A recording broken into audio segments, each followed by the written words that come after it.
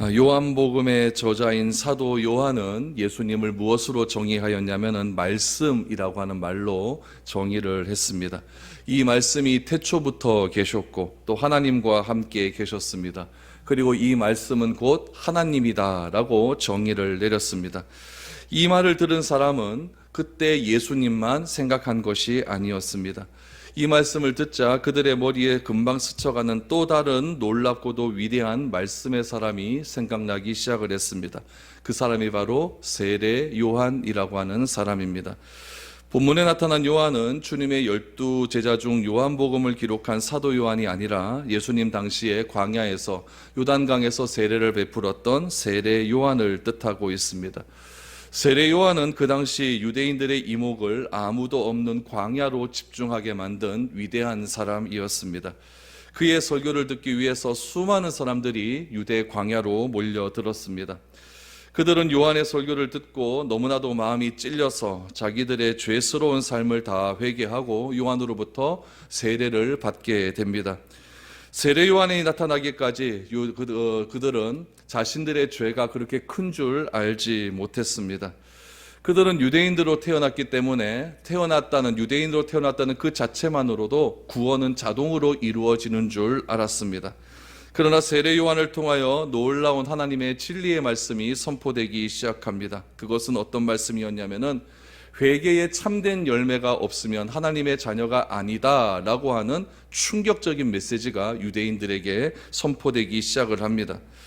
요한은 자신의 설교를 들으러 나오는 유대인들을 향하여서 독사의 자식들아 라고 하는 강한 어조로 그들을 비판하기 시작합니다. 하나님의 자녀가 아니라 사탄의 자녀다라고 하는 그 당시에 입에 담지 못할 그런 말들도 서슴지 않고 광야에서 세례 요한은 그렇게 외쳤습니다.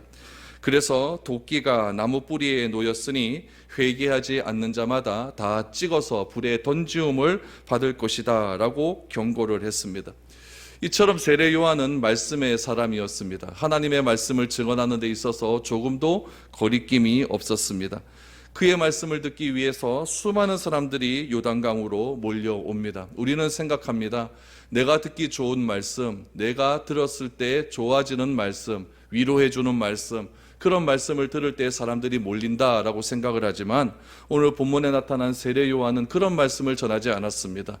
어떻게 해야 구원을 받는가? 어떻게 해야 그 구원의 본질이 우리에게 임하게 되는가? 하나님이 원하시는 진정한 구원의 뜻은 무엇인가? 우리가 구원을 받았다라고 하면 과연 어떠한 삶을 살아야 되는가에 대한 쓴소리들을 마구 외추었더니 그 소리를 듣고 사람들이 몰려들기를 시작을 했습니다.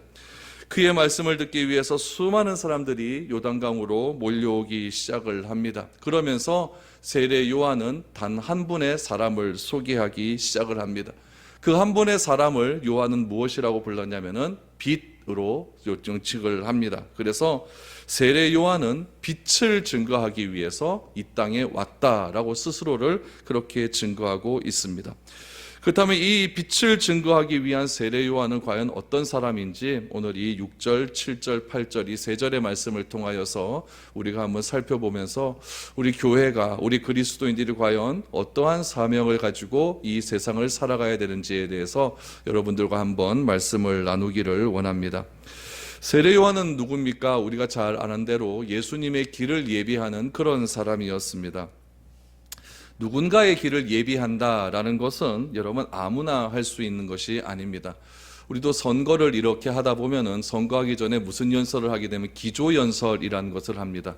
내가 왜 이 사람을 지지하는가, 내가 이 사람을 지지하게 되는 이유가 무엇인가에 대한 연설을 하게 되는데 그 연설을 우리는 기조연설이라고 이야기를 하죠. 그 기조연설을 하는 사람은 이 후보자에 대해서 너무나 잘 아는 사람입니다. 그 후보자가 어떤 삶을 살았고 어떤 인생을 살았고 또한 어떠한 생각을 가지고 있는지를 잘 아는 사람이 기조연설을 하게 되는 겁니다. 요한도 마찬가지죠. 요한도 예수님에 대해서 잘 아는 그런 사람이었습니다. 세례 요한은 혈통적으로 보면은 예수님의 손위 형님이었죠. 6개월 먼저 태어난 손위 형님이었고, 영적으로 보면은 태어나기도 전에 태 속에서 성령의 충만함을 받았던 그런 사람이었습니다. 그가 이 세상에 나와서 한 일은 무엇이냐? 빈들에서 하나님의 말씀을 외치기 시작을 합니다. 온 예루살렘 사람들이 그의 말을 듣고 자복하기 시작을 합니다. 그에 대해서 요한복음은 어떻게 증거를 하고 있을까요? 오늘 본문 8절 말씀해 보니까 이 요한복음의 저자인 사도 요한은 이 세례 요한을 이렇게 증거합니다. 8절을 보십시오. 그는 이 빛이 아니요 이 빛에 대하여 증언하러 온 자라라고 설명을 합니다. 성경은 세례 요한의 정체성을 분명하게 이야기하죠. 세례 요한의 정체성은 빛이 아니다라는 겁니다. 그럼 뭡니까? 이 빛에 대해서 증거하러 온 사람이다. 이 빛에 대한 증거자, 이것이 세례 요한이 이 땅에 온 이유라는 이야기죠. 아무리 세례 요한이 그 당시 사람들에게 인정을 받고 말씀의 능력이 있고 또한 하나님으로부터 보냄을 받은 그런 사람이라 할지라도 그는 빛 대신 메시아가 아니라 빛이신 주님을 증거하는 도구였다는 사실을 우리는 반드시 기억해야 됩니다. 세례 요한은 빛의 도구였고 빛의 통로였다는 이야기입니다. 그렇다면은 세례 요한은 왜 그리스도를 증거하고 있을까요? 그 이유를 6절과 7절에 보면 이렇게 밝히고 있습니다. 6절과 7절을 보십시오. 하나님께로부터 보내심을 받은 사람이 있으니 그의 이름은 요한이라. 그가 증거하러 왔으니 곧 이 빛에 대하여 증언하고 모든 사람이 자기로 말미암아 믿게 하려 함이라 라고 말합니다. 세례 요한이 하나님으로부터 보내심을 받았다라고 말합니다. 보내심을 받았는데 그가 왜 보내심을 받았느냐? 첫 번째, 이 빛에 대해서 증언하기 위해 보내심을 받았다. 두 번째는 무엇입니까? 7절 하반절에 보니까 자기로 인해서 사람들이 예수를 믿게 하는데 그 목적이 있다라는 겁니다. 여러분, 세례 요한은 하나님으로부터 이 두 가지의 분명한 목적을 실현하기 위해서 오셨다는 겁니다. 첫 번째는 빛에 대한 증거, 두 번째는 그 증거함을 통해 빛을 믿게 하는데 그 목적이 있었다라는 이야기죠. 그래서 세례 요한이 주님을 증거하는 목적인 동시에 주님의 도구로서 세례 요한이 지켜야 할 삶의 자리는 바로 이 두 가지였다는 이야기입니다. 여러분, 만약에 이 세례 요한이 자신의 위대함이나 자신에 대한 대중의 열광에 도취하여 자신의 정체성과 삶의 자리를 망각했다면 어떤 일들이 일어났을까요? 그래서 자신이 빛의 도구와 빛의 통로가 아니라 자기 자신이 빛이라고 증거했으면 어떤 일들이 일어났을까요? 바로 또 이 새로운 이단 하나가 탄생하게 되었겠죠. 그러나 세례 요한은 자신의 자리를 분명하게 지킬 줄 아는 그런 사람이었다는 겁니다. 여러분, 참 재미있는 사실은 무엇이냐면 세례 요한이 말씀을 증거할 때도 수많은 사람들이 몰려들었습니다. 예수님이 말씀을 전하실 때도 수많은 사람들이 몰려들었습니다. 그때마다 세례 요한과 예수님이 했던 일은 무엇이냐면은 그 군중 사이로 들어가는 것이 아니라 그 열광하는 그 군중의 목소리로 들어가는 것이 아니라 오히려 그 사람을 흩었다라는 데 공통점이 있다는 이야기입니다. 왜 그렇습니까? 세례 요한은 자기가 주인공이 아니기 때문에 주인공에게 시선을 돌리기 위해서 사람을 흩었고, 예수님은 그곳에서 몰린 사람들의 군중의 목소리에 의해서 자기가 왕으로 추대되면은 자기가 가는 십자가의 길이 잘못된 길이 될 수 있기 때문에 예수님은 이 땅에 죽으러 오신 것이지 인기를 얻으러 오신 분이 아니거든요. 그렇기 때문에 예수님은 오히려 또 사람을 흩트렸다라는 이야기입니다. 결국 무엇입니까? 우리가 하나님께서 나를 이 땅에 보내주신 정체성, 나를 이 땅에 보내주신 목적을 알지 못하면은 하나님이 주신 방향성과 다르게 갈 수밖에 없다는 이야기죠.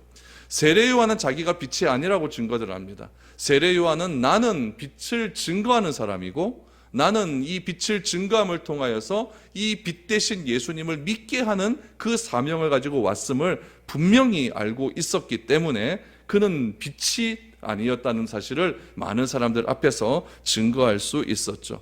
그래서 세례 요한은 놀라운 말씀으로 사람들을 회개시키기 시작을 합니다. 그 앞에서 누구도 예외가 없었습니다. 모든 사람이 요한의 말씀을 듣고 자기 죄를 회개했습니다. 여러분, 겉모습만 본다면 요한은 예수님보다 훨씬 더 유명한 사람이었으며 주목받는 사람이었습니다. 지금 그 시대에, 그 팔레스타인 1세기 시대에 가장 주목받는 사람은 누구였냐면은 세례 요한이었습니다. 세례 요한 뒤에 조금 있으면 이제 예수님이 오시거든요. 아직까지 예수님은 많은 사람들 앞에 등장하지 않은 그런 시기였습니다. 그렇기 때문에 자기가 조그만 방향성만 틀어버리면은 자기는 그 사람들의 위대한 지도자로서 추앙을 받을 수 있는 그런 사람이 될 수 있었죠. 그럼에도 불구하고 그는 자신의 정체성을 알았기 때문에 나는 말씀도 아니고 나는 빛도 아니고 다른 사람에게 생명을 줄 수 있는 그런 사람도 아니다라는 것을 분명히 했다는 이야기입니다. 세례 요한은 누구였습니까? 오직 이 빛을 믿게 하기 위해서 빛의 증거자로 보냄을 받은 종이었음을 그는 분명히 알고 있었다는 이야기입니다. 그래서 세례 요한이 예수님에 대해서 무엇이라고 이야기하냐면은 나는 예수님의 신발끈을 풀기에도 감당하지 못하는 사람이다 라고 그렇게 이야기를 합니다. 이것은 여러분 결코 과장된 표현이 아니었습니다. 세례 요한은 예수님과 비교할 수 없는 그런 사람이었습니다. 예수님은 누구십니까? 창조주였습니다.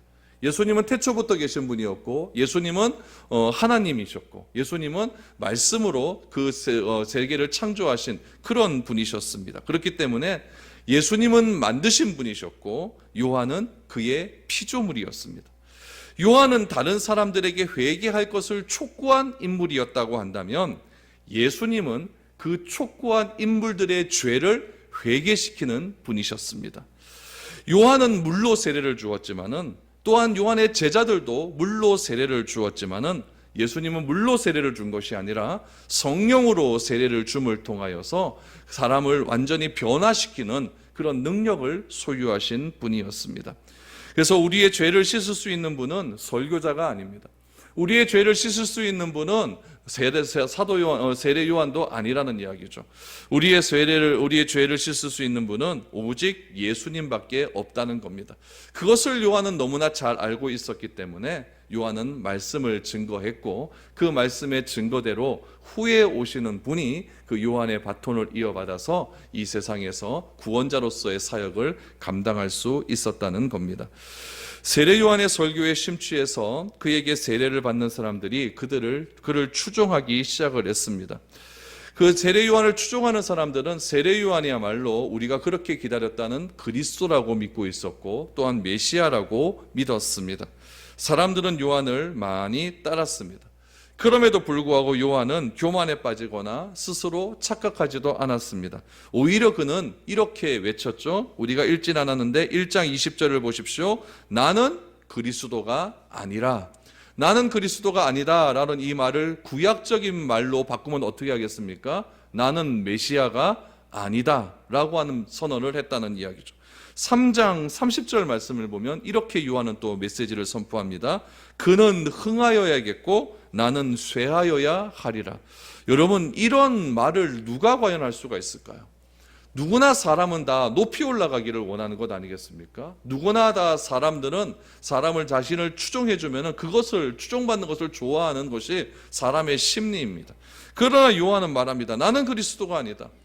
뒤에 오시는 분은 흥하여야 됐고 나는 쇠어야 하리라 라는 그런 말을 했다는 이야기입니다. 오늘 또 8절 보니까 그는 이 빛이 아니요 이 빛에 대하여 증언하러 온 자다 라는 분명한 이야기를 하고 있습니다. 여러분, 이 8절 말씀이 그래서 중요한 겁니다. 그는 이 빛이 아니요 이 빛에 대하여 증언하러 온 자다. 여러분, 이것이 무슨 말이겠습니까? 바로 교회의 본질이라는 이야기예요. 여러분, 교회의 정체성이 무엇입니까? 교회를 이루고 있는 우리 그리스도인의 정체성이 과연 무엇이겠습니까? 교회와 그리스도인은 무엇이냐면은 빛이 아니라는 거예요. 교회와 그리스도인은 무엇입니까? 이 빛에 대하여 증언하러 온 사람이라는 이야기입니다. 교회와 그리스도인은 빛이신 예수 그리스도를 증언하는 도구이고 증인이지, 교회가 빛이 되고 교회 안에 유력한 자가 여러분 빛이 되어서는 안 된다는 이야기입니다. 그러나 역사상 수많은 교회와 그리스도인들이 자신의 정체성을 망각하고 자신을 빛으로 생각하고 자신을 그리스도로 생각하고 빛을 증거하기는커녕 오히려 그 빛을 차단하는 일들이 얼마나 많이 있었는지 모릅니다. 오히려 자신이 그 빛이라고 말하는 수많은 이단들이 오늘날에도 많이 나타나고 있지 않습니까? 교회는 무엇입니까? 그리스도인은 누구입니까? 이 빛의 통로라는 이야기입니다. 이 빛을 증거하는 도구이고 이 빛을 증거하는 수단이지, 교회가 결코 빛이 될 수가 없고 우리 그리스도인이 결코 빛이 되어서는 안 된다는 이야기입니다. 그래서 교회가 빛이고 그리스도인이 빛이라고 착각하는 그 순간부터 인간의 흉악한 죄성이 드러날 수밖에 없다라는 이야기입니다. 그러면 제가 한 이 말에 대해서 의문을 가질 수가 있습니다. 왜냐하면 마태복음에 보면 예수님께서 그리스도인의 정체성을 두 가지로 요약을 합니다. 첫 번째는 뭐냐면 너희는 세상의 빛이다. 또 하나는 뭡니까? 너희는 세상의 소금이다. 그럼 이거는 뭐냐 이거죠. 이거는 뭐냐? 예수님이 분명히 우리를 향하여 빛이라고 얘기하셨고 또 예수님이 분명히 우리를 향하여 소금이라고 이야기했는데 오늘 본문의 말씀에 보니까 우리는 빛이 아니고 우리는 이 빛에 대하여 증거하러 온 사람이다 라고 말을 한다면 이거 좀 뭐가 좀 안 맞는지 않는 것 아니냐 이렇게 생각할 수가 있습니다. 그러나 이것은 우리가 이렇게 이해를 하면 좋죠. 양초가 산더미처럼 쌓여 있습니다. 여러분 아무리 양초가 많다고 할지라도 여러분 그 양초가 빛일 수가 있겠습니까? 양초는 빛이 아닙니다. 여러분 등잔이 많다라고 생각을 해보십시오. 그 등잔 안에 잘 정제된 기름이 많이 있습니다. 등잔이 여러분 수천 개가 있다 할지라도 그 등잔이 비칠 수가 있겠습니까? 그건 아니라는 이야기죠. 빛은 어떤 경우에라도 양초나 등잔 내부에서 생성되지는 않습니다. 양초가 빛을 내고 등잔이 빛을 내기 위해서는 무엇이 와야 됩니까? 외부에서부터 어떤 빛이 들어와야 된다는 이야기예요. 외부에서 성냥을 켜서 그 불이 양초의 심지에 붙게 되고 등잔의 심지에 붙게 되었을 때 양초는 그제서야 빛이 날 수 있을 수 있고 불이 될 수 있다는 이야기입니다. 무슨 말이냐면은 그 양초나 등잔 같은 것들은 본질 자체가 빛이 아니라는 이야기예요. 어떻게 해야 빛이 된다고요? 성냥이라고 하는 외부의 도구로부터 그것이 붙여져야만 빛이 될 수 있다는 이야기입니다. 그런 의미에서 예수님께서 우리를 향하여 너희는 세상의 빛이다 라고 하는 말씀은 무엇이겠습니까? 우리는 양초라는 이야기예요. 우리라고 하는 이 양초에 무엇이 붙어져야 됩니까? 예수 그리스도의 빛이 우리 가운데 들어올 때에 우리가 그리스도의 빛을 발산하는 그런 도구가 되는 것이지 나 자신이 빛이 되어서는 안 된다라는 그런 이야기입니다. 그래서 마태복음 5장 14절에서 16절 말씀을 한번 찾아보시기 바랍니다. 마태복음 5장 14절에서 16절 말씀에 보면은 오늘 제가 한 말씀이 그대로 드러나게 됩니다. 우리 마태복음 5장 14절에서 16절 말씀 같이 한번 읽어보겠습니다. 시작. 너희는 세상의 빛이라. 산 위에 있는 동네가 숨겨지지 못할 것이요 사람이 등불을 켜서 말 아래 두지 아니하고 등경 위에 두나니 이러므로 집안 모든 사람에게 비치느니라. 이같이 너희 빛이 사람 앞에 비치게 하여 그들로 너희 착한 행실을 보고 하늘에 계신 너희 아버지께 영광을 돌리게 하라 라고 말합니다. 여러분 무슨 말입니까? 우리의 행실을 보고 하늘에 계신 너희 아버지께 영광을 돌리게 하라라고 말을 합니다. 그렇다면 우리의 행실은 무엇을 통해 나타날 수가 있겠습니까? 하나님이 나에게 주신 구원의 은혜가 있습니다. 하나님이 나에게 주신 그런 아주 사랑의 마음이 있습니다. 그 긍휼의 마음, 그 사랑의 마음, 그 아름다운 마음을 가지고 진실되게 세상에 나가서 그리스도인으로서의 삶을 살아가게 되는 것, 그것을 마태복음 5장 16절 말씀에 보면은 착한 행실이라고 하는 말로 정의를 내리고 있습니다. 하나님이 주신 마음, 구원을 받은 자에게 주신 하나님이 주신 그 마음을 내가 세상 속에서 실현하는 삶을 살아갈 때에 그때 어떻게 된다? 하늘에 계신 너희 아버지께 영광을 돌리게 된다. 이것이 어떤 삶이겠습니까? 빛을 드러낼 수 있는, 증거하는 그런 삶이라는 이야기죠. 우리의 이런 드러내는 삶, 증거하는 이런 삶을 통해서 예수 그리스도가 증거될 수 있다라고 말을 하는 겁니다. 그래서 예수님께서 우리의 정체성을 빛이다라고 말을 하시는 이유는 무엇이냐면은 내가 빛이 아니라 빛 대신 예수님이 나에게 점화가 되어질 때에 예수님의 마음이 나의 마음이 되어서 그 마음을 세상에서 실현하는 삶을 살아간다는 이야기죠.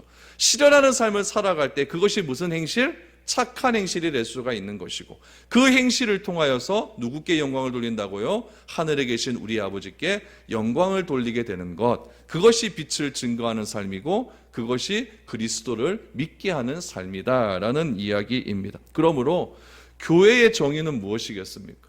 우리 그리스도인의 정의는 무엇이겠습니까? 교회에는 예수님의 빛이 비춰지는 곳이어야 된다는 겁니다. 교회 안에 예수 그리스도가 존재해야 된다는 거죠. 그 존재하신 예수님의 말씀을 통하여서 우리가 그 말씀을 믿음으로 받아들이고, 그 받아들인 그 믿음을 가지고 교회 안에서만 우리끼리 잘 먹고 잘 사는 것이 아니라 세상에 나가서 우리의 착한 행실을 통하여, 우리 또 제가 많이 쓰는 말로 하면 어떤 말이겠습니까? 구별된 삶, 또 타협하지 않는 삶, 그런 삶을 통하여 우리 하늘 아버지께 영광을 돌리게 해라 라고 말씀을 하고 있는 것입니다. 그러나 여러분, 그렇지 않을 경우에는 어떻게 될까요? 아무리 하나님께서 나에게 주신 마음을 내가 가졌다고 할지라도 그 마음을 가지고 나의 욕망과 나의 사리사욕과 나의 이기심을 드러내는 도구로 사용된다면 여러분, 그것은 결코 하나님의 마음이 될 수가 없는 것이고 착한 행실도 될 수가 없는 것이고 하늘의 아버지께 영광을 돌릴 수 있는 그런 삶이 되지 않게 되는 거죠. 오히려 그리스도를 가로막는 어둠의 길이 될 수밖에 없다는 이야기입니다. 그래서 세례 요한은 이 세상에 온 목적을 무엇이라고 이야기했냐면은 이 빛을 믿게 하는 데 목적이 있다. 이 빛을 믿게 하는 데 목적이 있다. 사실 여러분, 이 빛이라고 하는 것은 증거할 필요가 없죠. 빛은 여러분 그 자체가 빛입니다. 지금 요 불이 환하지 않습니까? 이 빛에 대해서 어떻게 증거를 할 수가 있겠습니까? 검검했는데 환하게 비춰지면 그게 그냥 그 자체로서 빛이 아니겠습니까? 예수님은 세례 요한의 증거가 어쩌면 필요가 없는 분일 수도 있습니다. 예수님 자신만으로도 충분한 빛이기 때문에 그렇다는 이야기죠. 예수님은 태양빛보다 더 밝으신 그런 분이십니다. 그런데 오늘 요한복음 말씀에도 보면은 사람들이 이 빛을 알지 못했다라고 이야기를 합니다. 그 이유가 무엇이겠습니까? 고린도후서 4장 4절 말씀에 보면은 그 이유에 대해서 분명히 이야기합니다. 한번 찾아보죠. 고린도후서 4장 4절 말씀을 보시기 바랍니다.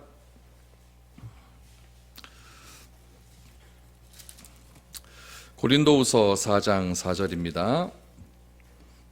우리 같이 한번 읽어보죠. 시작. 그 중에 이 세상에 신이 믿지 아니하는 자들의 마음을 혼미하게 하여 그리스도의 영광의 복음의 광채가 비치지 못하게 함이니 그리스도는 하나님의 형상이니라 라고 말합니다. 여러분, 이 빛은 증거를 받아야 빛이 되고 증거를 받지 않으면 빛이 되지 못하는 것이 아닙니다.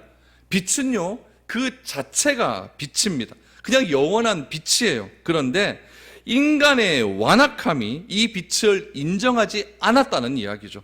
오늘 고린도후서 4장 4절 말씀해 보니까 이 세상의 신이 믿지 아니하는 자들의 마음을 어떻게 했다? 혼미하게 해서 그리스도의 영광의 복음의 광채가 비치지 못하게 했다.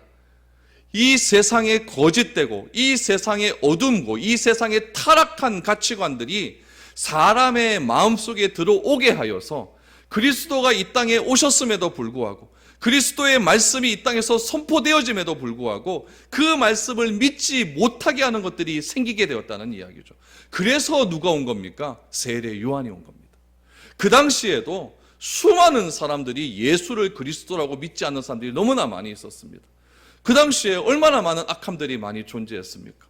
유대인들이 얼마나 구원에 대한 왜곡된 마음을 가지고 있었습니까?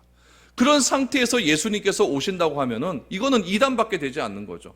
그래서 하나님은 누구를 먼저 보내시는 겁니까? 이렇게 완악해져 있는 사람들의 마음을 부수기 위해서, 이렇게 완악해져 있는 세상의 타락한 가치관으로 가득 차 있는 이 세상 가운데 진정한 빛이 누구인지를 먼저 증거하기 위해서 세례 요한을 보내셨습니다. 그래서 세례 요한으로 하여금 이 빛에 대해서 증거할 수 있도록 해 주신 겁니다. 그리고 예수님께서 이 땅에 오셔서 세례 요한 뒤를 이어서 똑같은 말씀을 하지 않습니까? 회개하라, 천국이 가까이 왔다 라고 말씀하시면서 내가 세례 요한이 말한 그 빛이라는 것을 스스로 증명하기 시작을 했다는 이야기입니다. 우리의 교만과 죄가 그리스도의 육신 안에 있는 놀라운 영광을 보지 못하도록 가로막고 있었다는 이야기죠. 그래서 누가 왔다고요? 세례 요한이 와서 그 빛에 대한 준비함을 해 주었다라는 이야기입니다. 오늘도 마찬가지입니다. 오늘도 자기 스스로 빛을 알아서 찾아오는 사람이 한 명이라도 있을까요? 절대 그런 일은 없습니다. 모두가 이 빛을 알아보지 못합니다. 요즘 같은 더한 시대죠. 요즘처럼 교회가 욕을 많이 먹고 핍박을 많이 받고, 요즘처럼 그리스도인들이 여러분 네가 진짜 그리스도인을 찾아볼 수 없는 그런 시대를 살아가고 있지 않습니까? 이런 시대에 누가 와서 내가 진짜 예수를 내가 믿겠다고 하는 사람들이 과연 몇이나 있겠습니까? 그래서 오늘도 누가 필요하다는 이야기입니까? 세례 요한과 같은 사람이 필요하다는 이야기입니다. 가만히 있으면 아무도 오지 않습니다. 구약 시대에는 이 빛에 대해서 증거할 수 있는 사람이 굉장히 제한적이었습니다. 누구였을까요? 선지자들이었습니다. 제사장이었습니다. 예언자들이었습니다. 그들이 하나님으로부터 특별한 사명을 받아서 그들을 통하여서 하나님이 누구신지 말씀을 증거하고, 장차 메시아가 오게 되면, 그리스도가 오게 되면은 진정한 하나님 나라가 이 땅 가운데 임하게 될 것을 그들에게 선포했습니다. 여러분 요엘서를 보십시오. 마지막 때에 내 신을 누구에게 준다? 남종과 여종에게 부어주고 그들이 예언을 할 거라고 말합니다. 그것은 이방인이라도 능히 이 빛에 대한 증인이 될 수 있다는 사실을 보여준다는 이야기입니다. 이 예언대로 사도행전에서 실제로 성령께서 임하시고 성령의 충만을 받은 그런 수많은 사람들이 나아가서 이 빛에 대해서 증거를 하자 수많은 사람들이 몰려오기를 시작합니다. 이 빛에 대해서 증거하는 사람들이 세상 가운데 흩어지기 시작하고, 그 흩어진 그 곳곳에서 무엇이 생기기 시작합니까? 교회가 세워지고, 그 세워진 교회에서 놀라운 성령의 역사가 일어난다는 것을 우리가 사도행전을 통하여서 다 말씀을 듣지 않았습니까? 예수님은 아무리 작은 자라도 요한보다 더 크다라고 이제는 말씀해 주십니다. 왜 그렇습니까? 그것은 이 빛에 대한 증거가 몇몇 사람들에게 이제 제한된 것이 아니라 무한히 개방되어 있다는 것을 우리에게 말씀해 주고 있는 것입니다. 누구든지 성령의 능력으로 이 생명의 빛에 대한 진정한 증거자가 될 수 있다는 이야기입니다. 누가 세례 요한입니까? 1세기 때에 요단강에서 광야에서 외쳤던 그 사람만이 세례 요한입니까? 절대 그렇지 않습니까?